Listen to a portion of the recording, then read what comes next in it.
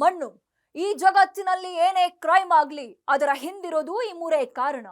ಅಪರಾಧ ಮಾಡುವಾಗ ಪಾಪಿಗಳ ಮನಸ್ಸಲ್ಲಿ ದುರಾಸೆ, ಮೋಹ, ಆಕ್ರೋಶ, ಕಾಮ ಹೀಗೆ ಏನಿರುತ್ತೋ ಏನೋ.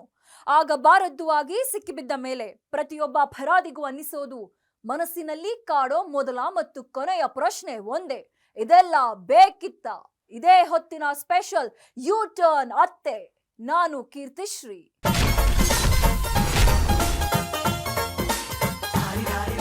ಅಳಿಯನ ಜೊತೆ ಅತ್ತೆ ಪರಾರಿಯಾಗಿದ್ದ ಪ್ರಕರಣಕ್ಕೆ ಬಿಗ್ ಟ್ವಿಸ್ಟ್ ಸಿಕ್ಕಿದೆ.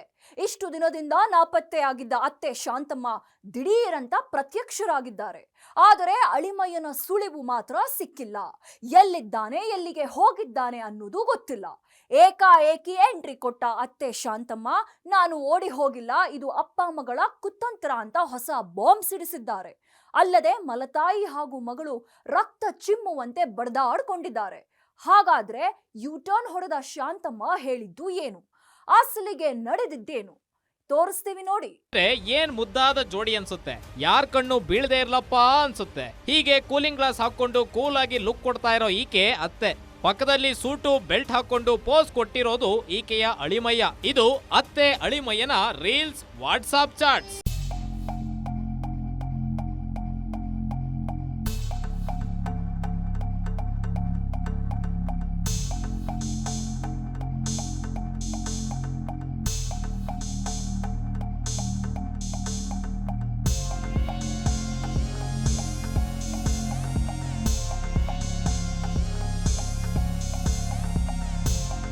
ಅತ್ತೆ ಹೆಸರು ಶಾಂತಮ್ಮ, ಬರೋಬ್ಬರಿ 55 ವರ್ಷ.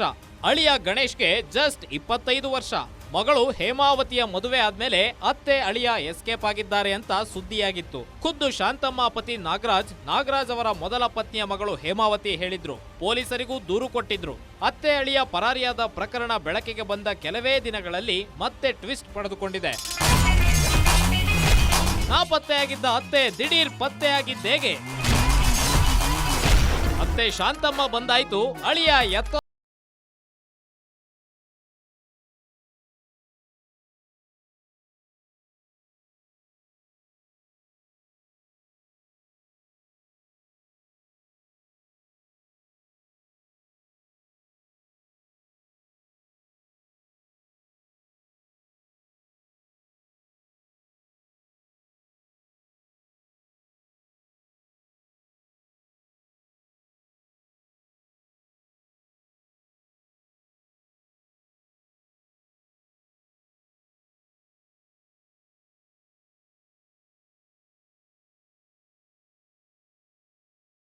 ಸಾಕ್ಷಿಯಾಗಿ ಹೇಮಾವತಿಗೆ ವಾಟ್ಸ್ಆಪ್ ಚಾಟ್ಗಳು ಸಿಕ್ಕಿದ್ವಂತೆ. ಮದುವೆಯಾಗಿ ಕೆಲ ದಿನಗಳಲ್ಲೇ ಅತ್ತೆ ಶಾಂತಮ್ಮ ಹಾಗೂ ಅಳಿಯ ಗಣೇಶ್ ಓಡಿ ಹೋಗಿದ್ದಾರೆ ಅಂತ ಪೊಲೀಸರಿಗೆ ದೂರು ನೀಡಿದ್ರು.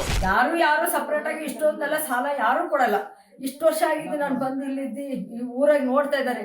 ನಾನು ಹಂಗಿರೋದಕ್ಕೆ ಜನಗಳೆಲ್ಲ ನನಗೆ ಬಾ ನಿನ್ಗೊಂದು ನ್ಯಾಯ ಕೊಡಿಸ್ತೀವಿ ನಾವು ಅಂತೇಳಿ ಅವ್ರು ಬಲವಂತ ಮಾಡ್ಕರ್ತಾರೆ ಹೊರತು ನಾನು ಜೀವಕ್ಕೆ ಎದ್ರಕೊಂಡು ಹೋಗಿದ್ದೆ ಹೊರತು ನಾನು ಇದಕ್ಕೆಲ್ಲ ಹೋಗಿದ್ದಿಲ್ಲ. ಇಬ್ರು ಸೇರ್ಕೊಂಡು ಬಂದು ಹೊಡೆದಾರೆ. ಅವಳು ನಾನು ಲೀಗಲ್ ಹೆಂಡ್ತಿ, ನನ್ನ ರಿಜಿಸ್ಟರ್ ಮದುವೆ ಆಗಿದ್ದಾರೆ. ಅವಳಿಗೆ ಡೈವರ್ಸ್ ಮಾಡಿದ್ದಾರೆ.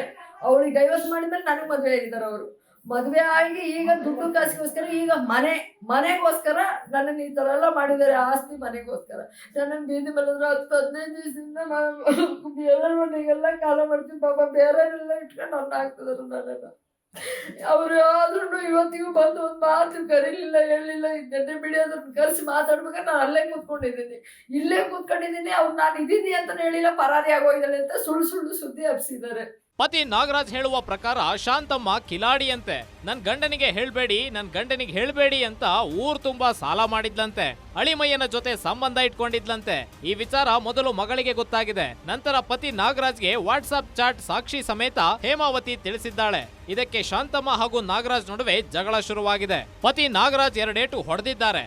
ಅದ್ ಯಾವಾಗ ಮನೆಯಲ್ಲಿ ಅಫೇರ್ ಗುಟ್ಟು ರಟ್ಟಾಯ್ತೋ ಆಗ ಅತ್ತೆ ಶಾಂತಮ್ಮ ಹಾಗೂ ಅಳಿಯ ಗಣೇಶ್ ಎಸ್ಕೇಪ್ ಆಗಿದ್ರಂತೆ. ಸಂಬಂಧ ಏನು ಇಲ್ಲ ರೀ, ಹುಡುಗನಿಗೆ ಯಾವ ಸಂಬಂಧ ಇಲ್ಲ. ಅವರು ಅವ್ರ ತಂಗಿ ಮಗನೇ, ಅವ್ರ ದೂರದ ಸಂಬಂಧಿ ತಂಗಿ ಮಗನೇ ಬಂದು ಮನೇಲಿ ಇದ್ದಿದ್ದು. ಆ ಹುಡುಗಿಗೂ ಅದಕ್ಕೂ ಕೊಡ್ಬೇಕು ಅಂತಿತ್ತು, ಎಲ್ಲ ನಿಶ್ಚಯ ಆಗಿತ್ತು. ಅವನು ಚೆನ್ನಾಗಿದ್ದೆ ಮದುವೆ ಆಗಿರೋದು. ಬಲವಂತ ಮಾಡಿ ವಿಷ ಹಾಕ್ತೀನಿ ಅಂತಂದ್ರೆ ಯಾರು ಹೆದರ್ತಾರೆ ಈಗಿನ ಕಾಲದಲ್ಲಿ. ಅಲ್ಲೇ ಪಕ್ಕದಲ್ಲೇ ಅವ್ರಿಗೆ ಅವ್ರ ಅಮ್ಮ ಅವರ ತಂಗಿ ಎಲ್ಲ ಅಲ್ಲೇ ಇರೋದು. ಇನ್ನೊಂದು ಹೆಂಡತಿ ಏನಿದೆ ಡೈವರ್ಸ್ ಆಗಿದೆ, ಅದು ನಮ್ಮ ಅತ್ತೆ ಮಾವರ ಮನೆನೇ ಅವಳಿಗೂ ಬಿಟ್ಕೊಟ್ಟಿದ್ದೆ. ನಿನ್ನೆ ರಾತ್ರಿ ಅಲ್ಲೆಲ್ಲೋ ಬೀದಿ ಮೇಲೆ ಮಲಗಿದ್ದಾರೆ, ಊರವ್ರು ಹೊರಗೆ ಹಾಕಿದ್ದಾರೆ ಅಂತ ಸುಳ್ಳು ಹೇಳ್ತಾರೆ. ಪಕ್ಕದಲ್ಲೇ ಮನೆ ಇದೆ, ಪಕ್ಕದ ಮನೆಗೆ ಹೋಗಿ ಎಲ್ಲರೂ ಮಲ್ಕೊಂಡಿದ್ದು. ಜನಗಳಿಗೆ ಗೊತ್ತಿಲ್ಲ, ಜನಗಳಿಗೆ ಅದನ್ನ ರೂಟ್ ತಪ್ಪಿಸಿ ಮಾತಾಡ್ತಾ ಇದ್ದಾರೆ. ಅಲ್ಲೇ ಪಕ್ಕದಾಗೆ ಬಿಟ್ಟಿದ್ದೀವಿ, ಅಲ್ಲೇ ಇದಾರೆ ಅವರು. ಆಗ ಅಕಸ್ಮಾತ್ ನನಗೆ ವಿಷ ಆಗ್ತೀನಿ ಅಂದಿದ್ರೆ ಹೋಗಿ ತಾಯಿಗೆ ಹೇಳ್ತಿದ್ದಿಲ್ವಾ? ಇವತ್ತು ಕರ್ಕೊಂಡ್ಬಂದು ಸೇರಿಸ್ಕೊಳಕ್ ಆ ಹುಡುಗಿ ಗುರಿ ಇದ್ದಿದ್ದು ಒಂದೇ, ನಾನು ಇವಳನ್ನ ಏನಾದ್ರು ಮಾಡಿ ಓಡಿಸಿ ನಮ್ಮ ಅಪ್ಪ ಅಮ್ಮನ್ನ ಸೇರಿಸ್ಬೇಕು. ಅವಳು ಎಲ್ಲಾರ ಹತ್ರಕ್ಕೂ ಹೇಳಿದಾಳೆ, ಹೇಳಿರೋ ಜನಗಳು ಇಲ್ಲೇ ಸಾಕ್ಷಿ ಅದಾರೆ.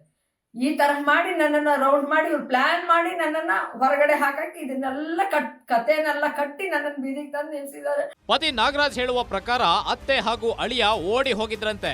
ಮನೆಯಲ್ಲಿದ್ದ ಒಡವೆ ದುಡ್ಡಿನ ಸಮೇತ ಪರಾರಿಯಾಗಿದ್ರಂತೆ. ಇಷ್ಟು ದಿನ ಯಾರ ಕಣ್ಣಿಗೂ ಕಾಣಿಸಿಕೊಳ್ಳದ ಶಾಂತಮ್ಮ ದಿಢೀರಂತ ಪ್ರತ್ಯಕ್ಷರಾಗಿದ್ದಾರೆ. ಏಕಾಏಕಿ ಎಂಟ್ರಿ ಕೊಟ್ಟ ಶಾಂತಮ್ಮ ಹೊಸ ಬಾಂಬ್ ಸಿಡಿಸಿದ್ದಾರೆ. ಆ ವಿಡಿಯೋ ಹೇಳಿಕೆಯಲ್ಲಿ ಅತ್ತೆ ಶಾಂತಮ್ಮ ಇದು ಅಪ್ಪ ಮಗಳ ಕುತಂತ್ರ ಅಂತ ಪ್ರಕರಣಕ್ಕೆ ಬಿಗ್ ಟ್ವಿಸ್ಟ್ ಕೊಟ್ಟಿದ್ದಾರೆ. ಅಷ್ಟಕ್ಕೂ ಶಾಂತಮ್ಮ ಹೇಳಿದ್ದೇನು ಅಂತ ಕೇಳ್ಕೊಂಡು ಬಂದ್ಬಿಡಿ. ನಾನು ಇದೇ ಊರಲ್ಲೇ ಇದ್ದೀನಿ, ಅವ್ರಿರೋ ಊರಲ್ಲೇ ಅಲ್ಲೇ ನಿಂತ್ಕೊಂಡು ನಾನು ಇಲ್ಲೇ ಕುತ್ಕೊಂಡು ನೋಡ್ತಾ ಇದ್ದೀನಿ. ಅವರು ಕರೆದ್ರು ಮೀಡಿಯಾದವ್ರನ್ನ, ಇಲ್ಲೇ ಸಲ್ಲದ್ನೆಲ್ಲ ಆರೋಪ ಹಾಕಿದ್ರು. ಅವ್ರು ನನಗೆ ಮಾರಣಾಂತಿಕ ಹಲ್ಲೆ ಮಾಡಿ ನನ್ನನ್ನು ಮನೆಯಿಂದ ಓಡಿಸಿ, ನಾನು ನೆಂಟ್ರ ಮನೆಗೆ ಹೋಗಿರಂಗೆ ಮಾಡಿ, ಇರೋ ಬರೋರ ಹತ್ರಕ್ಕೆಲ್ಲ ಸಾಲ ಸಂಘ ಎಲ್ಲ ತೆಗೆದುಕೊಟ್ಟಿದ್ದೀನಿ. ಅವರಿಗೆ ಎಲ್ಲ ತೆಗೆದುಕೊಟ್ಟು ನಾನು ಹೋಗಿ ಅಲ್ಲಿಂದ ಫೋನ್ ಮಾಡ್ತೀನಿ. ಒಬ್ರು ಸಂಘ ಸಾಲ ಯಾವುದು ಒಪ್ಕೊಂಡಿಲ್ಲ, ಯಾವ್ದಾವ್ದನ್ನು ಒಪ್ಕೊಳ್ದಂಗೆ ಅವ್ರಿಗೆ ಕೊಟ್ಟರು, ಸಾಲ ಕೊಟ್ಟರಿಗೇನೆ ವಾಪಸ್ಸು ನೀವು ಹೋಗ್ರಿ ವಿಷ ಕೊಡಿ ಹೋಗ್ರಿ ಆಕೆ ಹೋಗಿದ್ದಾಳಲ್ಲ ಅಂತ ನನ್ನ ಮೇಲೆ ಆರೋಪ ಹಾಕಿ ಕಳಿಸಿದ್ದಾರೆ.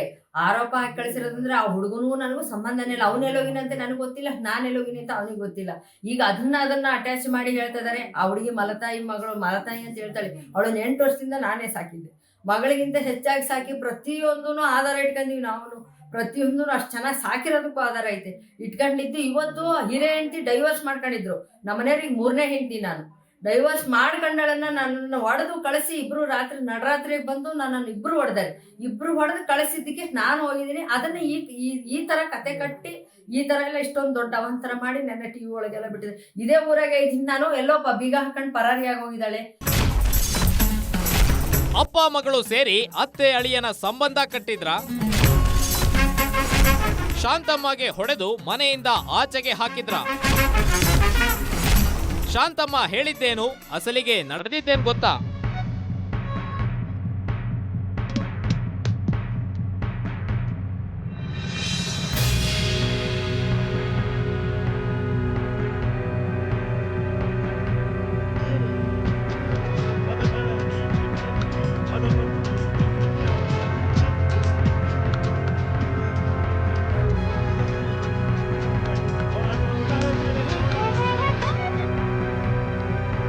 ಪತಿರಾಯ ನಾಗರಾಜ್ ನೋಡಿದ್ರೆ ಶಾಂತಮ್ಮ ಹಾಗೂ ಅಳಿಯ ಗಣೇಶ್ ಜೊತೆ ಅಫೇರ್ ಇತ್ತು ಅಂತಾರೆ.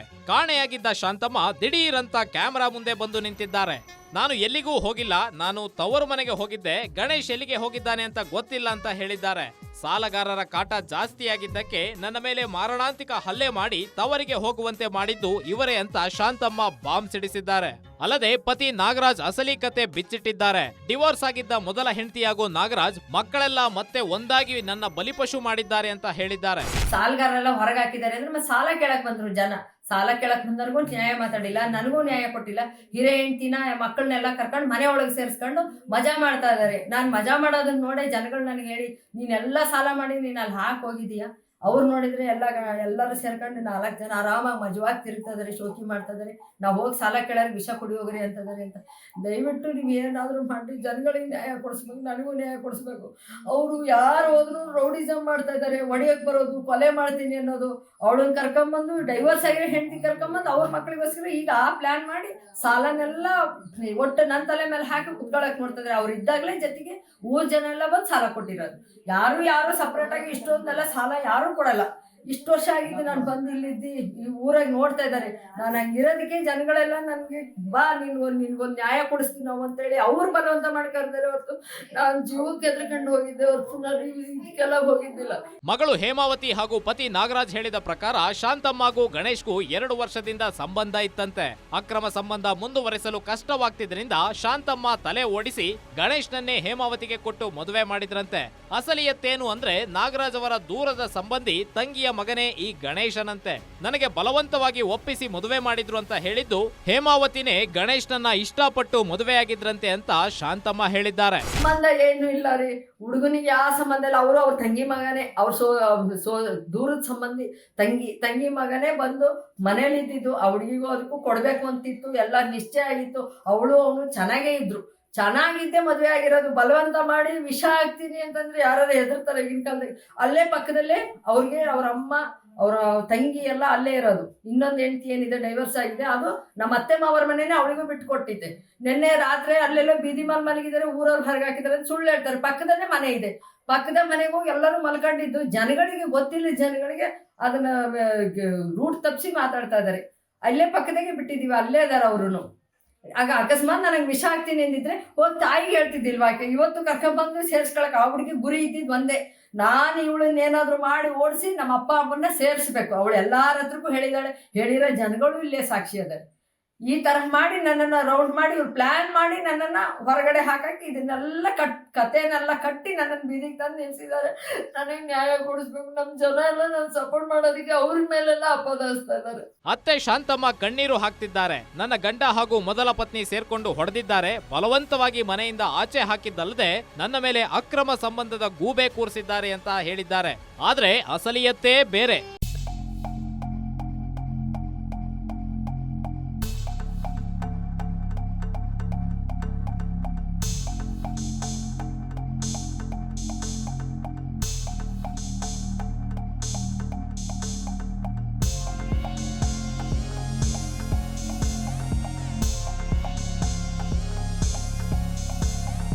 ಇಷ್ಟು ದಿನ ನಾಪತ್ತೆಯಾಗಿದ್ದ ಅತ್ತೆ ಶಾಂತಮ್ಮ ಪ್ರತ್ಯಕ್ಷ ಏನೋ ಆಗಿದ್ದಾರೆ. ಅಪ್ಪ ಮಗಳ ಮೇಲೆಯೇ ಸಾಲದ ಬಾಂಬ್ ಹಾಕಿದ್ದಾರೆ. ನನ್ನ ದೂರ ಮಾಡಿ ಡಿವೋರ್ಸ್ ಆಗಿದ್ದ ಹೆಂಡತಿ ಜೊತೆ ಮಜಾ ಮಾಡ್ತಿದ್ದಾರೆ ಅಂತ ನಾಗರಾಜ್ ಮತ್ತೆ ಬುಸುಗುಡುವಂತೆ ಮಾಡಿದ್ದಾರೆ. ಹಾಗಾದ್ರೆ ಯಾರದ್ದು ಸತ್ಯ, ಯಾರದ್ದು ಸುಳ್ಳು? ಏನಿದರ ಅಸಲಿ ಕಹಾನಿ? ಇಲ್ಲಿದೆ ನೋಡಿ ಇಂಟ್ರೆಸ್ಟಿಂಗ್ ಸ್ಟೋರಿ. ಮಲತಾಯಿ ಮಗಳು ಬಡಿದಾಡ್ಕೊಂಡಿದ್ಯಾಕೆ? ಸಾಲದ ವಿಚಾರಕ್ಕೆ ಶಾಂತಮ್ಮನನ್ನ ಬಲಿ ಕೊಟ್ರ? ಮಗಳು ಹೇಮಾವತಿ ಸಾಲು ಸಾಲು ಆರೋಪಗಳನ್ನ ಮಾಡಿದ್ರು. ಅತ್ತೆ ಅಳಿಯ ಓಡಿ ಹೋಗಿದ್ದಾರೆ ಅಂತ ಆರೋಪ ಮಾಡಿದ್ರು. ಇವರು ಮಾಧ್ಯಮಗಳ ಮುಂದೆ ಮಾತನಾಡುವಾಗ ಶಾಂತಮ್ಮ ಊರಲ್ಲೇ ಇದ್ರಂತೆ. ಊರಲ್ಲೇ ಇದ್ಮೇಲೆ ಅವತ್ತೇ ಈ ರೀತಿ ಹೇಳಿಕೆ ಬಿಡಬಹುದಾಗಿತ್ತು ಅಲ್ವಾ? ಅಪ್ಪ ಮಗಳು ಹೇಳೋದನ್ನ ಟಿವಿಯಲ್ಲಿ ನೋಡ್ಕೊಂಡು ಕೂತಿದ್ರಂತೆ. ಅವತ್ತೇ ಎದ್ದು ಹೊರಗೆ ಬಂದಿದ್ರೆ ಯಾರದ್ದು ಸುಳ್ಳು ಯಾರದ್ದು ನಿಜ ಅಂತ ಗೊತ್ತಾಗ್ತಿತ್ತು. ಕಣ್ಮರೆಯಾಗಿದ್ದ ಶಾಂತಮ್ಮ ದಿಢೀರಂತ ಕಣ್ಮುಂದೆ ಬಂದು ಬಾಂಬ್ಗಳ ಸುರಿಮಳೆ ಸುರಿಸ್ತಿದ್ದಾರೆ.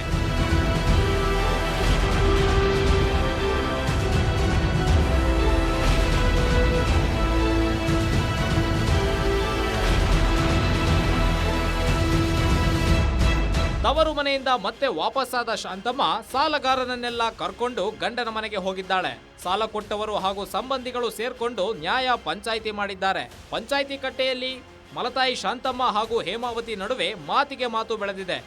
ನೋಡ್ತಿದ್ದಂತೆ ಅಮ್ಮ ಮಗಳು ಕೈ ಮಿಲಾಯಿಸಿದ್ದಾರೆ. ಅತ್ತೆ ಅಳಿಯನ ವಿಚಾರ ಮಾಧ್ಯಮಗಳಿಗೆ ತಿಳಿಸಿದ್ದಕ್ಕೆ ಶಾಂತಮ್ಮ ನನ್ನ ಮೇಲೆ ಹಲ್ಲೆ ಮಾಡಿದ್ದಾರೆ ಅಂತ ಹೇಮಾವತಿ ಹೇಳಿದ್ರೆ, ಸಾಲಗಾರರನ್ನ ಮನೆಗೆ ಕರ್ಕೊಂಡು ಹೋಗಿದ್ದಕ್ಕೆ ನನಗೆ ಥಳಿಸಿದ್ದಾರೆ ಅಂತ ಶಾಂತಮ್ಮ ಆರೋಪ ಮಾಡಿದ್ದಾರೆ.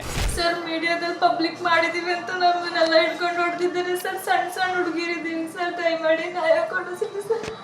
ಮಗನ ಸರ್ ಅದೆಲ್ಲ ಇಟ್ಕೊಂಡು ಹೊಡ್ತಾರೆ ಸರ್. ಮೀಡಿಯಾದಲ್ಲಿ ಪಬ್ಲಿಷ್ ಮಾಡಿದ್ದೀವಿ ಅಂತ ದಯಮಾಡಿ ನ್ಯಾಯ ಕೊಡಿಸ್ರಿ ಸರ್. ನನ್ನ ಗಂಡ ಡೈವರ್ಸ್ ಆಗಿರೋ ಹೆಂಡತಿ ಮಕ್ಕಳು ಅವ್ರ ನೆಂಟರು ಎಲ್ಲರೂ ಬಂದು ಬಟ್ಟೆ ಎಲ್ಲ ಬಿಚ್ಚಿ ಊರಲ್ಲಿ ನ್ಯಾಯ ಪಂಚಾಯತಿ ಮಾಡ್ಬೇಕಾದ್ರೆ ಹೊಡೆದಿದ್ದಾರೆ.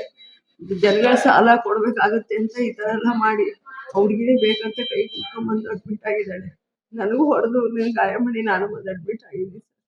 ನ್ಯಾಯ ಕೊಡಿಸಿ. ಹೇಮಾವತಿ ಕೈಗೆ ಗಾಯವಾಗಿದ್ರೆ ಶಾಂತಮ್ಮಗೆ ಎದೆ ಹಾಗೂ ಕೈಗೆ ಗಾಯಗಳಾಗಿವೆ. ಚನ್ನಗಿರಿ ಸರ್ಕಾರಿ ಆಸ್ಪತ್ರೆಯಲ್ಲಿ ಚಿಕಿತ್ಸೆ ಪಡೆಯುತ್ತಿದ್ದಾರೆ. ಇದಕ್ಕೂ ಮುಂಚೆ ನಾಗರಾಜ್ ಕುಟುಂಬ ಹಾಗೂ ಶಾಂತಮ್ಮ ನಡುವೆ ಮಾತುಕತೆ ನಡೆದಿದೆ. ಮಾತುಕತೆ ನಡೆಯುತ್ತಿರುವಾಗಲೇ ಮಾರಾಮಾರಿ ಶುರುವಾಗಿದೆ. ಅದರ ವಿಡಿಯೋ ಸಿಕ್ಕಿದೆ ನೋಡಿ. ಏನಂತ ಹೇಳಿದ್ರೆ ನಿನಗೆ? ನಾಗಪ್ಪನ ಹೆಂಡತಿ ಅಂತ ನಂಬಿ ನಾವು ಸಾಲ ಎಲ್ಲ ಕೊಟ್ಟದ್ದು ಅಂತ. ನನ್ನ ನಂಬಿ ಕೊಟ್ಟಿಲ್ಲ ಅವರು, ಅಕ್ಕಿ ನಂಬಿ ಸಾಲ ಕೊಟ್ಟಾರೆ. ಇಬ್ರು ಹೆಂಗ್ ಬರ್ತದೆ? ಈಗ ಒಂದೇ ನೀ ಕೇಳಿಲ್ಲ, ಜಾಸ್ತಿ ಬೇಡ. ಅಕ್ಕಿ ಸಾಲ ಕೊಡ್ಸ್ಬೇಕಾದ್ರೆ ನನಗೆ ಹೆಂಡತಿಗೆ ಸಾಲ ಕೊಡ್ತೀನಿ ಅಂತ ಹೇಳ್ಬೇಕ ಬೇಡ? 2 ಲಕ್ಷ ಬ್ಯಾಂಕ್ ಲೋನ್ ತಗೊಂಡಿಯ ತಾನೆ? ಅದೈತೆ. ಊರ ತಡಿ ನೀ ಮೇಡಮ್ ಹತ್ರ ದುಡ್ಡು ಇಸ್ಕೊಂಬರ್ಬೇಕ್ರಿ ಏನಂತ ಕೇಳಿದ್ದೆ ಅದು ನಾನು ಕಟ್ತೀನಿ ಅಂತ ಹೇಳಿದ್ದೆ ಕಟ್ತೀನಿ ಅಂತ ಹೇಳಿದ್ಯಾ? 1 ಲಕ್ಷ ಬ್ಯಾಂಕ್ನೊಳಗೆ 2 ಲಕ್ಷ ಹೆಚ್ಚಿಗೆ ಕೊಡ್ತಾರೆ ಅದು ನಾನು ಕಟ್ತೀನಿ ಅಂತ ಹೇಳಿದ್ದೆ ಸಣ್ಣ ಹೌದಾ ಕಟ್ಟಲ್ಲ ಅಂತ ಏನಾರು ಹೇಳಿದ್ನಾ ಮೇಡಮ್ ಹತ್ರ ಯಾರ್ದು ಹಿಂದ್ ಒಪ್ಕಂತ 2 ಲಕ್ಷಕ್ಕೆ ಇವ್ರು ಶೂರಿಟಿ ಆದ್ರು ಈ ಮೇಡಮ್ ಹತ್ರ 1 ಲಕ್ಷದ್ದು ಅದನ್ನ ಕೊಡ್ತೀನಿ 1 ಲಕ್ಷ ಇಸ್ಕೊಂಡ್ಕೊಡಕ್ಕೆ ಏನ್ ಕೇಳಿದ್ದೆ ಯಾರಿಗೆ ಏನ್ ಕೇಳಿದ್ದೆ ನೀನು? ಯಾರಿಗಪ್ಪ? 1 ಲಕ್ಷ ಕೊಡ್ಸು ಅಂತ ಏನ್ ಮದುವೆಗೆ ಅಂತ ಕೇಳಿದ್ದೆ? ಕೇಳಿದೆ ಅದು ನಾನು ಕೊಡ್ತೀನಿ ಅಂತ ಹೇಳಿದೀನಿ ನಾನು ಕೊಡಲ್ಲ ಅಂತ ಹೇಳಿಲ್ಲ ಏನಂತಂದೆ ನಾನೇ ನನಗೆ ಕೇಳಿದ್ರೆ ಅಂತ ಹೇಳ್ಬೇಡ ನಿನಗೆ ಅಂತ ಇಸ್ಕೊಂಡ್ ಕೊಡು ಅಂತ ಅಂದ ಇಲ್ಲ ಯಾರಿಗೆ? ನೀನು ಮೇಡಮ್ ಹತ್ರ ಯಾರ್ಯಾರು ಹೋಗಿದ್ವಿ ನೀನ್ ನಾನೇ ಹೋಗಿದ್ವಿ ಹೌದಾ ಅದಕ್ಕೂ ಮುಂಚೆ ಏನಂತ ಕೇಳಿದ್ದೆ ಒಂದ್ ನಿಮಿಷ ನೀನ್ ಎಲ್ಲರೂ ಮಾತಾಡ ಮೇಡಮ್ ಹತ್ರ ಸಾಲ ಇಸ್ಕೊಂಬರಕ್ಕೆ ಯಾರು ಹೋಗಿದ್ವಿ ನೀನ್ ನಾನು ಹೋಗಿದ್ವಿ ಹೌದಾ ಓಕೆ ಅಂತ ಒಪ್ಕೊಂಡೆ ಗುರುಣ್ಣನ ಹತ್ರ ಸಾಲ ಇಸ್ಕೊಂಬರಕ್ಕೆ ಯಾರು ಅದನ್ನ ಹೇಳ್ತೀನಿ ತಡಿ ಫಸ್ಟ್ ಮೇಡಮ್ ಹತ್ರ ಇಸ್ಕೊಂಡ್ ಬರಕ್ಕಿಂತ ಮುಂಚೆ ನೀ ಏನಂತ ಅಲ್ಲ ಫಸ್ಟ್ 1 ಲಕ್ಷ ಅದನ್ನೆಲ್ಲ ಹೇಳ್ಬೇಡ ಅತ್ತೆ ಅಳಿಯ ವಾಟ್ಸಾಪ್ನಲ್ಲಿತ್ತ ಅಶ್ಲೀಲ ಮೆಸೇಜ್. ಪತಿ ಹೇಮಾವತಿಗೆ ಗಂಡನ ಮೊಬೈಲ್ನಲ್ಲಿ ಸಿಕ್ಕಿದ್ದೇನು?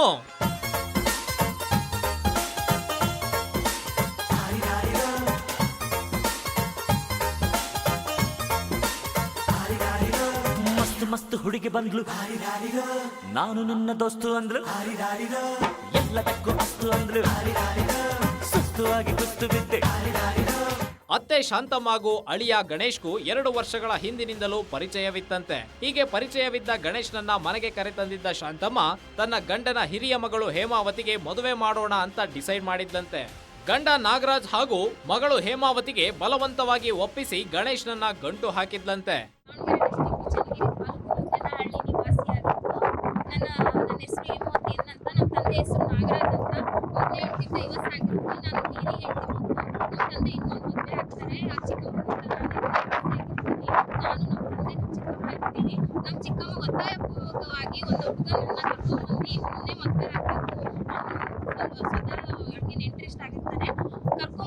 ಮದುವೆ ಆಗ್ಬೇಕು ಅಂತ ಬ್ಲಾಕ್ ಮೇಲ್ ಮಾಡ್ತಾಳೆ, ಇಲ್ಲವಾದ್ರೆ ನಿಮ್ ತಂದೆಗೆ ಟಾರ್ಚರ್ ಮಾಡ್ತೀನಿ ಅಂತ ಹೇಳ್ತಾಳೆ. ಸೊ ಆ ಕಾರಣಕ್ಕೆ ನಾನು ಮದುವೆ ಆಗ್ತೀನಿ, ನಾನು ಹೋಗ್ಬೇಕು ಅಂತಾನು ಹೇಳ್ತೀನಿ, ಅಥವಾ ಅಷ್ಟೇ ಹೋಗ್ಬೇಕು, ನನ್ಗೆ ಮದುವೆ ಇಷ್ಟ ಇಲ್ಲ ಅಂತಾನು ಹೇಳ್ತೀನಿ. ಒತ್ತಾಯಪೂರ್ವಕವಾಗಿ ಸ್ವತಃ ಮದುವೆ ಮಾಡ್ತಾಳೆ ಮುಂದೆ ನಿಂತು. ಈಗ ಹಾಗೆ 15 ದಿವಸನೂ ನನ್ನ ಗಂಡ ನನ್ನ ಜೊತೆ ಚೆನ್ನಾಗಿರೋದಕ್ಕೆ ಬಿಡೋದಿಲ್ಲ, ಟಾರ್ಚರ್ ಮಾಡ್ತಾಳೆ, ಹೊಡಿಸ್ತಾಳೆ, ಅವನು ನನಗೆ ಹೊಡಿತಾನೆ, ಕುತ್ತಿಗೆ ಇಚ್ಕೋಕೆಲ್ಲ ಬರ್ತಾನೆ, ಬ್ಲಾಕ್ ಮೇಲ್ ಮಾಡ್ತಾನೆ. ಹೇಮಾವತಿನ ಮದುವೆ ಆದ್ಮೇಲೆ ಗಣೇಶ್ ಕಿರುಕುಳ ಕೊಡೋಕೆ ಶುರು ಮಾಡಿದ್ನಂತೆ. ಇತ್ತ ಗಂಡ ಟಾರ್ಚರ್ ಕೊಡ್ತಿದ್ರೆ ಅತ್ತ ಚಿಕ್ಕಮ್ಮನು ಬ್ಲಾಕ್ ಮೇಲ್ ಮಾಡ್ತಿದ್ಲಂತೆ. ಹೇಮಾವತಿಗೆ ಮೊಬೈಲ್ ಕೊಡದೆ ಅತ್ತೆ ಅಳಿಯನೇ ಕಾಲ್ ಮೆಸೇಜ್ ನಲ್ಲಿ ಮುಳುಗಿದ್ರಂತೆ. ಒಂದಿನ ಹೇಮಾವತಿಗೆ ಗಂಡ ಗಣೇಶನ ಮೊಬೈಲ್ ಸಿಕ್ಕಿದೆ. ವಾಟ್ಸಾಪ್ ಚೆಕ್ ಮಾಡಿದಾಗ ತನ್ನ ಮಲತಾಯಿ ಶಾಂತಮ್ಮ ಹಾಗೂ ಪತಿ ಗಣೇಶನ ರಾಸಲೀಲೆ ಬಯಲಾಗಿದೆ.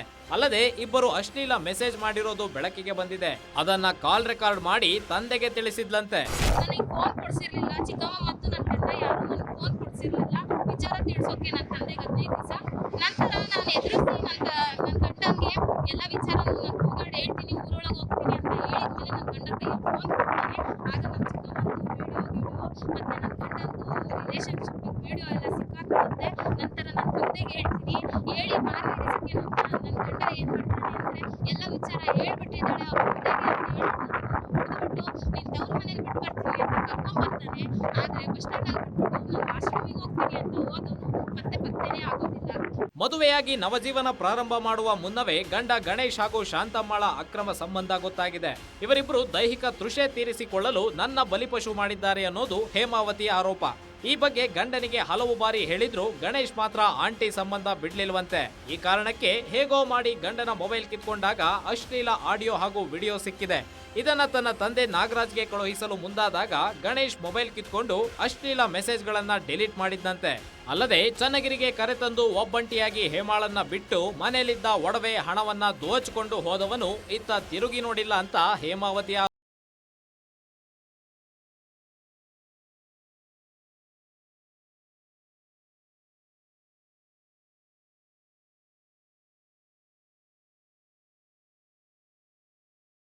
ಹೇಳುವಂತೆ ಅತ್ತೆ ಅಳಿಯನ ಅಕ್ರಮ ಸಂಬಂಧ ಎಷ್ಟು ದಿನ ನಡೆದಿತ್ತೋ, ನಿಜಕ್ಕೂ ಓಡಿ ಹೋಗಿದ್ರೋ ಅಥವಾ ಅಪ್ಪ ಮಗಳೇ ಕಟ್ಟುಕತೆ ಕಟ್ಟಿದ್ರೋ ಗೊತ್ತಿಲ್ಲ. ಅದ್ಯಾವಾಗ ಸಾಲದ ಶೂಲ ನಾಗರಾಜ್ ಕುಟುಂಬಸ್ಥರಿಗೆ ಚುಚ್ಚೋಕೆ ಶುರುವಾಯಿತೋ ಆಗ ಒಂದೊಂದೇ ವಿಚಾರಗಳು ಹೊರಬಂದಿವೆ. ಇತ್ತ ಅಪ್ಪ ಮಗಳು ಶಾಂತಮ್ಮನ ಮೇಲೆ ಸಾಲು ಸಾಲು ಆರೋಪಗಳನ್ನ ಮಾಡಿದ್ರೆ, ಇದೀಗ ಪ್ರತ್ಯಕ್ಷವಾದ ಶಾಂತಮ್ಮ ಪತಿ ಹಾಗೂ ಮಗಳ ಮೇಲೆ ಆರೋಪಗಳನ್ನ ಮಾಡಿದ್ದಾರೆ. ನೋಡ್ಬೇಕಿದೆ.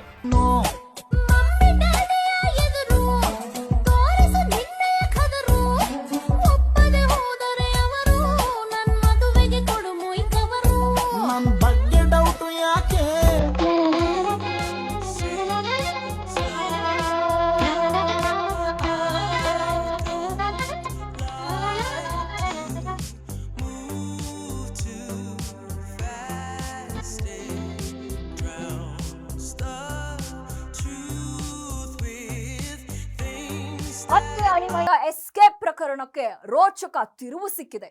ನಾಪತ್ತೆಯಾಗಿದ್ದ ಅತ್ತೆಯೇನೋ ಮತ್ತೆ ಪತ್ತೆ ಆಗಿದ್ದಾರೆ. ಕಣ್ಮರೆಯಾಗಿರೋ ಅಳಿಮಯ್ಯ ಕಣ್ಮುಂದೆ ಬಂದ ಮೇಲೆ ಯಾರ್ಯಾರಿಗೆ ಇದೆಲ್ಲ ಬೇಕಿತ್ತ ಅನ್ಸುತ್ತೋ. ಇದು ನೋಡ್ತಾ ಇರಿ ಗ್ಯಾರಂಟಿ ನ್ಯೂಸ್, ಸುದ್ದಿ ಖಚಿತ, ನ್ಯಾಯ ನಿಶ್ಚಿತ.